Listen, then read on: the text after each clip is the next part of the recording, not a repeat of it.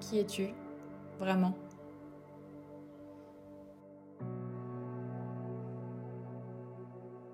Je m'appelle Mathilde, j'ai 25 ans.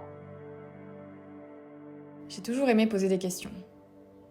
Peut-être encore plus à moi-même qu'aux autres d'ailleurs, parce que ça a toujours été plus facile d'oser me les poser toute seule. Il y a 2 ans, je retrouve le chemin de l'écriture avec mes carnets, que je noircis tous les matins au stylo bic. J'y déterre des traumas, j'y découvre des trésors, j'y écris ma vie, j'y crée des souvenirs, en mettant des mots sur des émotions que j'ai longtemps négligées. Je me trouve, je me retrouve, j'apprends à me connaître. Et page après page, j'apprends à aimer qui je suis. Je vois ça comme quelque chose de secret au début, d'intime. Une porte sur moi qu'il ne fallait ouvrir qu'à moi. Comme par magie, le chemin que je fais vers moi mène à vous. Il y a 5 mois, je poste une boîte à questions en story sur Instagram. La question c'est « Qu'est-ce qui vous rend heureux ce matin ?» Je fais ma propre liste en même temps et je souris parce que j'en ai des raisons d'être heureuse ce matin-là.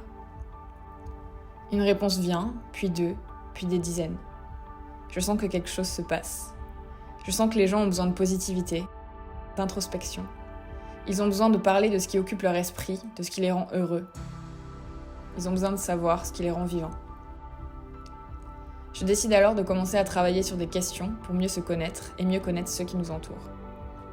Je remplis mes notes d'iPhone de questions en vrac et je sens que ça m'anime. Et ça devient un rituel entre nous. Je vous pose une question, vous m'ouvrez une porte sur votre cœur et je vous parle comme si nous étions amis depuis toujours. Grâce à vous, j'apprends qu'il est possible de créer une intimité avec de parfaits inconnus. Grâce à vous, j'apprends qu'en grandissant seul, on grandit ensemble, une question à la fois. Mais apprendre à se connaître, ce n'est pas simple. On ne sait souvent pas par où commencer. Pour apprendre à se connaître, il faut des outils. Et cet outil, c'est un set de cartes à questions en format physique et digital, principalement conçu pour vous aider à vous rapprocher de vous-même. Ce sont des questions fondamentales qu'on se pose pourtant rarement et qui ont un effet transformatif certain. Ces questions sont vouées à être utilisées de la manière qui vous convient le mieux. En tête-à-tête avec vous-même,